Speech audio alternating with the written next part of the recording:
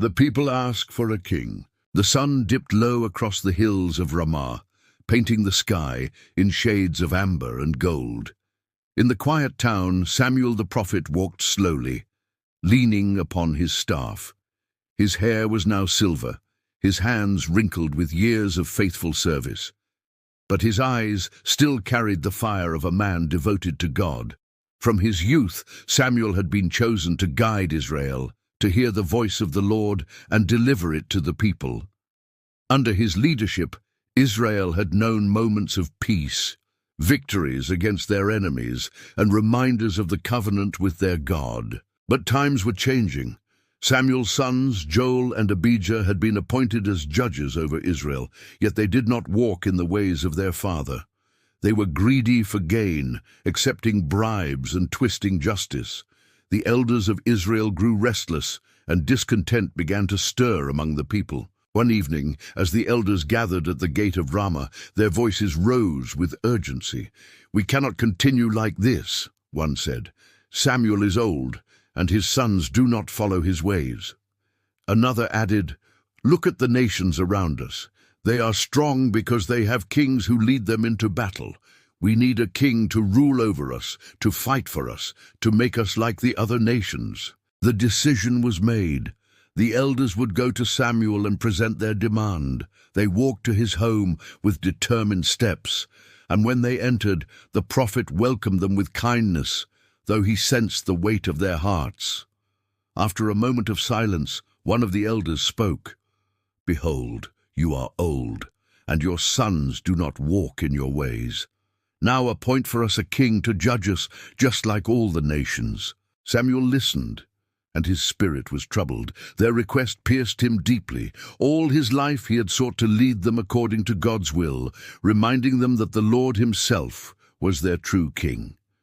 To ask for another was to reject that truth. He dismissed them for the night, but his heart was heavy. As the stars appeared in the heavens, Samuel poured out his soul before God in prayer. "Lord," he cried, "the people have rejected me. They no longer wish to hear my voice. They desire a king like the nations around them." The Lord answered with calm and clarity, "Listen to the voice of the people in all that they say to you, for they have not rejected you, but they have rejected me from being king over them.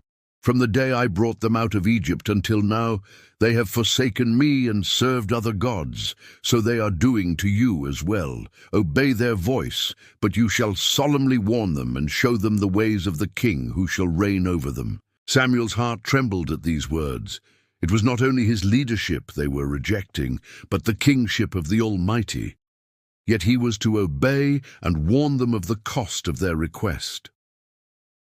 The next morning, Samuel summoned the people.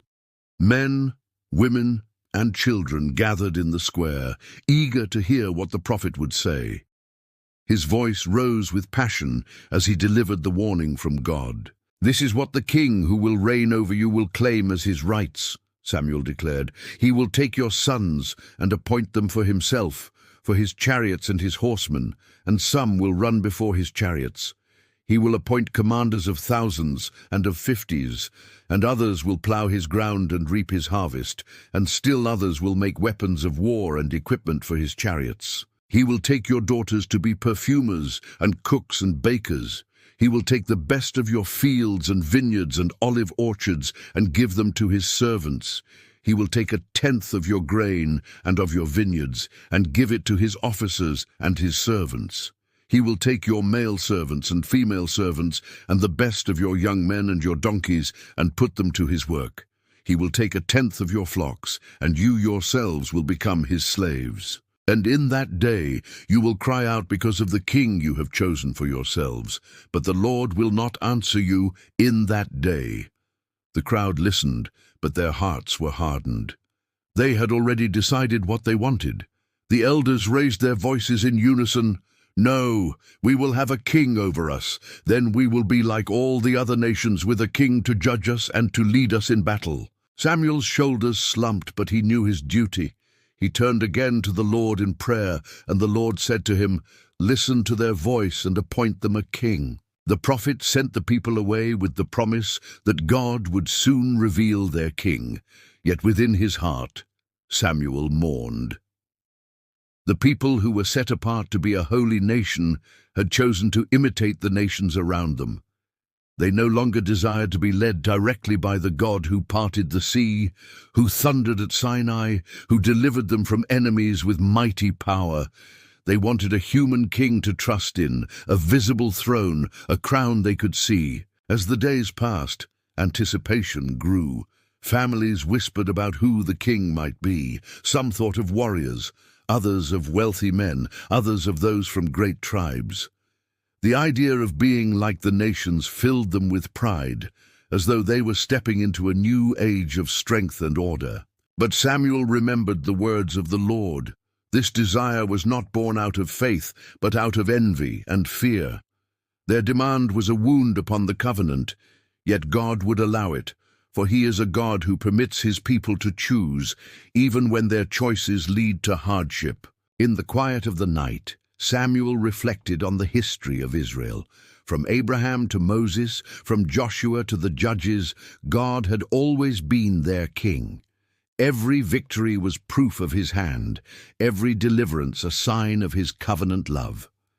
Yet the people forgot so quickly, desiring what their eyes could see rather than trusting in the unseen strength of the Almighty. Still, Samuel trusted that God's purposes would prevail, even in this.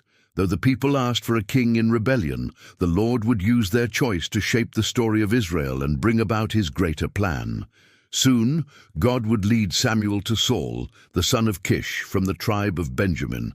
Tall and impressive in appearance, Saul seemed to embody the very image of what the people desired in a king. But that moment would come later. For now, the request itself stood as a turning point in Israel's history. The day the people asked for a king was the day they turned from the invisible rule of God to the visible rule of man. It was a day marked by both sorrow and destiny. It was the beginning of a monarchy that would one day bring David, and through David's line, the Messiah who is the true king of all creation. In Ramah, Samuel prayed once more. His voice trembled, yet his faith remained. Lord, they have chosen a king, but you remain the King of kings. Let your will be done. And the Lord, who had guided Israel through wilderness and battle, through covenant and promise, remained faithful. For even when his people chose another, his love and his purpose never failed. The story of Israel's first demand for a king is not merely about leadership or politics. It is about the human heart's constant temptation to trust in what is seen instead of the unseen God. It is about the longing to be like others rather than to live as a people set apart. And it is about a God who, in his sovereignty, weaves even our misguided choices into his perfect plan of redemption. The people asked for a king, and God gave them one. But in the fullness of time, God himself would send his true king, not one who takes sons and daughters for his service, but one who gives his own life for his people. Not one who demands tribute and taxes, but one who offers grace without price. Not one who enslaves, but one who sets free. Thus, even in their rejection, God's plan was moving forward. The throne they longed for would one day be filled not by Saul or David or Solomon, but by Christ, the eternal King, whose reign has no end.